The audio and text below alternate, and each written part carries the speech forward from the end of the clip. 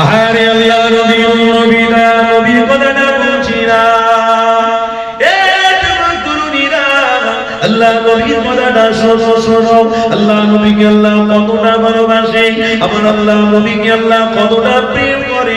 কোন নবী আলাইহিস সালামের সাথে দিদার করেন, কিন্তু আমার নবীর সাথে আল্লাহ ডাইরেক্ট দিদার করেছে, এটা অস্বীকার করা যাবে না। কোরআন খোলো, দেখে নেবে মুমিনেরা। আল্লাহ নবীর সাথে দিদার হয়েছে, এটা সম্পূর্ণ মিথ্যা, এটার প্রতি বিশ্বাস স্থাপন করো না। খবরদার তাদের দলবদ্ধ হওয়া যাবে না, কেননা তারা প্রকাশ্য বেঈমান।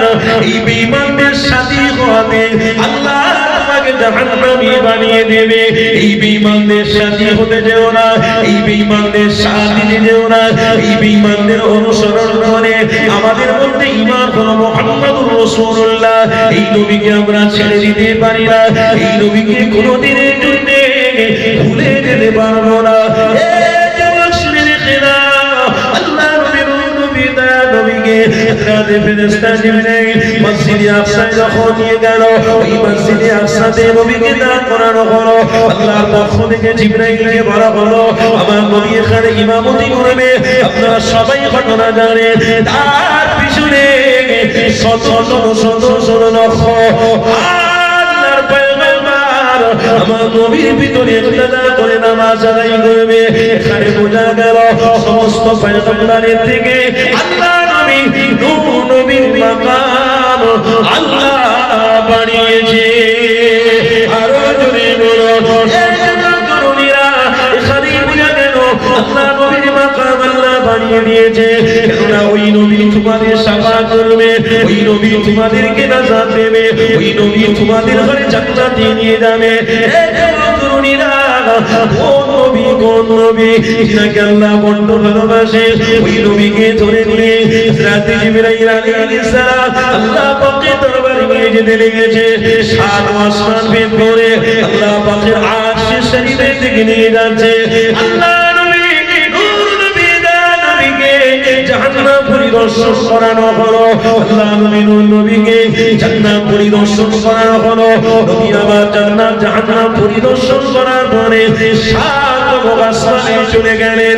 আল্লাহ নবী নূর নবীকে হযরত জিবরাইল আলাইহিস সালাম বলছে, আমি আজ যেতে পারবো না, এখান থেকে আপনার কুদরতি ব্যবস্থা হবে, ওখান থেকে আল্লাহ আপনাকে নিয়ে আসে যাবে, ওটা আপনি চিন্তা করবেন না। নবী আমার খাবরে গেলেন, জিবরাইল সাথী ছিল সেখানে নাই।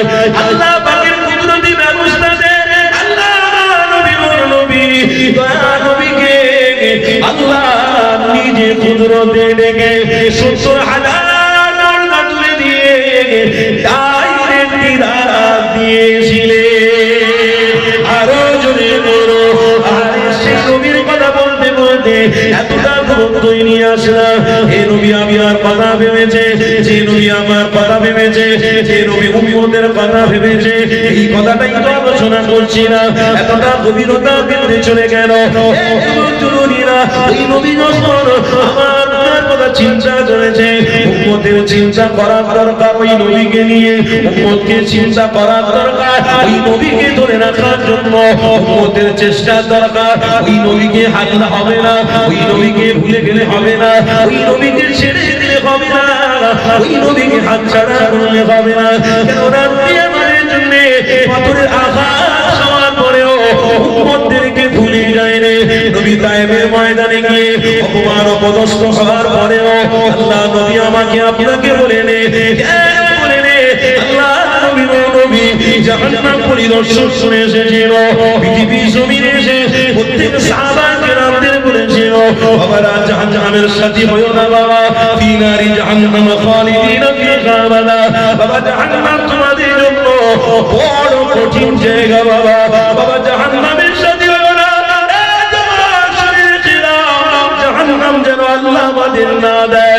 এই পৃথিবীর জমিন থেকে কোটি কোটি কোটি কোটি গুণ বড় জাহান্নাম, এই জাহান্নামের সাথে হওয়ার জন্য আল্লাহ পাঠায়নি।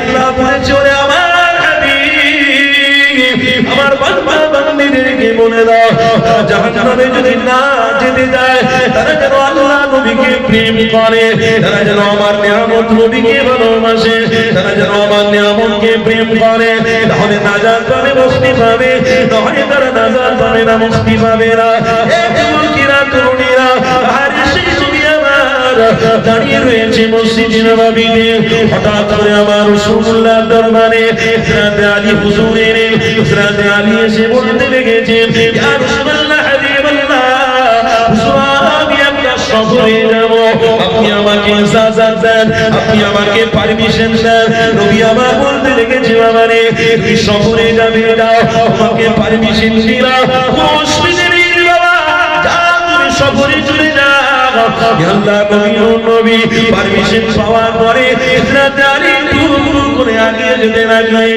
নবী আমার পিছন থেকে ডাক দিলেন বাবা রে আর একবার তুমি আমার সঙ্গে দেখা করো একটা কথা আমার মনে পড়ে গেছে বাবা আলী তুমি আমার কাছে আসো হযরত আলী হুজুরের দরবারে আসলেন দাঁড়িয়ে রয়েছেন আল্লাহ নবী বলতে লেগেছে বাবা আলী রে তোমার সফর তুমি যাও কোনো অসুবিধা নেই একটা আমল বলে দিচ্ছি আমলটা করবে আল্লাহ নবী বলতে লেগেছে বাবা আলী রে তুমি পথে পথে যেতে যেতে প্রত্যেক কদমে কদমে ইস্তিগফার পড়বে লা হাওলা ওয়ালা কুওয়াতা ইল্লা বিল্লাহিল আলিয়্যিল আযীম ইস্তিগফার প্রত্যেক কদমে কদমে তুমি পড়তে পড়তে যাবে হে তরুণীরা হযরত আলী হুজুর জিজ্ঞাসা করতে লেগেছে ইয়া রাসূলুল্লাহ হাবিবাল্লাহ হুজুর আদবি নেবেন না কেন আপনি কথাটা বললেন ওই সময় নবী আবার বলেছিল বাবা আলী রে তুমি প্রত্যেক কদমে কদমে যদি ইস্তিগফার পড়ো ইস্তিগফার করলে আল্লাহর পক্ষ থেকে রহমত এবং নিরাপত্তার ব্যবস্থা আল্লাহ করে দেয় আরে জোরে এখানে একটা কথা আপনাদের বলি আপনারা বলুন তো হযরত আলী হুজুরের কোনো গুনাহ আছে না কথা বলেন না না ঠিক করে বলুন না কিসের বলুন কোনো গুনাহ থাকতে পারে আলী না আলী কে জানেন নবীর জামাতা তেনার বিবি জান্নাতের সরদারিনী আবার আরেকদিকে তেনার দুটো পুত্র সন্তান সেও জান্নাতের জওয়ান যুবক ছেলেদের বাজনা যাচ্ছে নারে তাকবীর নারে তাকবীর সিলসিলায়ে হক মুজাদ্দিদে জামান সিলসিলায়ে হক মুজাদ্দিদে জামান দাদা পীরের ভক্ত মুরিদগণ আমাদের সকলের প্রিয় ভাইজান হুজুর কেবলা কি গো আমার কথা সব শুনছেন তো নাকি হযরত আলী কত বড় মাপের ব্যক্তিত্ব হযরত আলী আরেকদিকে শেরে খোদা জোরে বলুন সুবহানাল্লাহ শেরে খোদা এর সম্মান কত বেশি সেই আলী হুজুরের কি করে গুনাহ থাকতে পারে যে আলী হুজুর প্রত্যেক দিন আমার নবী পাকের চেহারা দিদার করে সে আলী হুজুরে কি করে গুনাহ থাকতে পারে প্রত্যেক দিন আমার রাসূলের হাতে হাত দিয়ে আলী মুসাফা করে জোরে বলুন জীবনে আলীর গুনাহ নেই তবু আল্লাহর নবী আলীকে বললেন বাবা আলী তুমি সফরে যাচ্ছ যাও কিন্তু প্রত্যেকটা কদমে তুমি তওবা করবে কেন তওবাকারীদের সাথে আল্লাহ রয়েছে জোরে বলো আজ আমরা তওবা করি না বলে আমাদের সাথে আল্লাহ নেই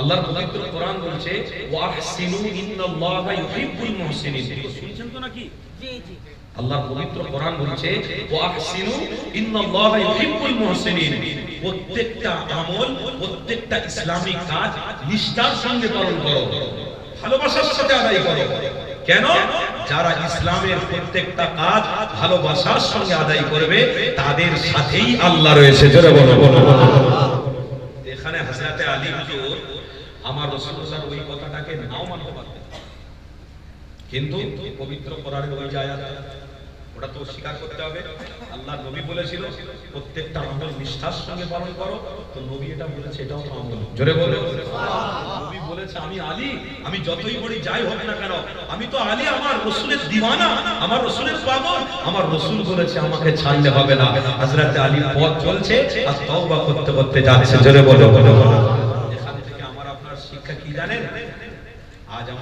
দোয়া করি না বলে আল্লাহ আমার আপনার কাছ থেকে রিজিকটাকে দূরে সরিয়ে দিচ্ছে। হাওড়া জেলায় কাজ করে আপনাদের এখানকার ছেলে, জয়নগরের ছেলে, নতুন হাটের ছেলে, বাসন্তীর ছেলে, ক্যানিং এর ছেলে, সব হাওড়া জেলা মেটিয়াপুকুরের দর্জির কাজ করে। জানেন তাদের জিজ্ঞাসা করেন, অবস্থা খুব খারাপ।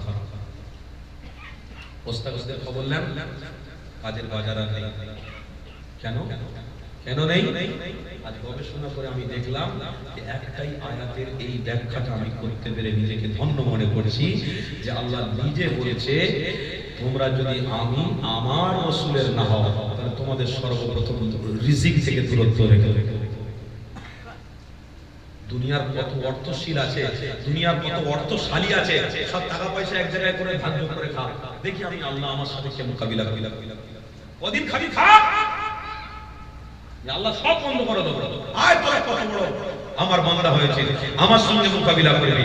আবু জেহেল পিমড়ে পিমড়ে, উতবা সাইবা পিমড়ে, ফেরাউন তো পিমড়ে, সাদ্দাত তো পিমড়ে। পিমড়ের যোগ্যতা আছে, তাদের যোগ্যতা নেই। কেন? আজ পৃথিবীর মানুষ একটা পিপিলিকা দেখতে পেলে তাদেরকে ধরে আদর করে বা গায়ে বসলে আদরের সাথে ছেড়ে দেয়। আর তুমি আবু জেহেল, তুমি উতবা, তুমি সাইবা, তুমি ফেরাউন, তোমার নাম নিতেও শয়তান ভয় করে, তোমার নাম নিতেও শয়তান লজ্জা পায়। ইনসান তো দূরের কথা, শয়তানের মধ্যেও জিন আর ইনসান দুটো জাতি আছে। জিন জাতির মধ্যেও ভালো রয়েছে, তারাও আবু জাহালকে গালাগালি দেয়, তারাও ফেরাউনকে বলে না। এরা যেটা করেছে আল্লাহ তার রাসূলের নাফরমানি কাজ করেছে, এদের নাম নিশানা থাকবে না। এদের নাম কেউ রাখো না, এরা ধ্বংস হয়ে গেছে, এরা শেষ হয়ে গেছে। তাই যুবক, আবু জাহালের নামে কেউ দোয়া চায় না, ফেরাউনের নামে কেউ দোয়া চায় না, সাদ্দাতের নামে দোয়া চায় না। আপনি আমি মরে গেলে আপনার আমার জন্য দোয়া চাইবে। কেন? আমরা আল্লাহ তার রাসূলের প্রেমিক ছিলাম। জোরে বলো।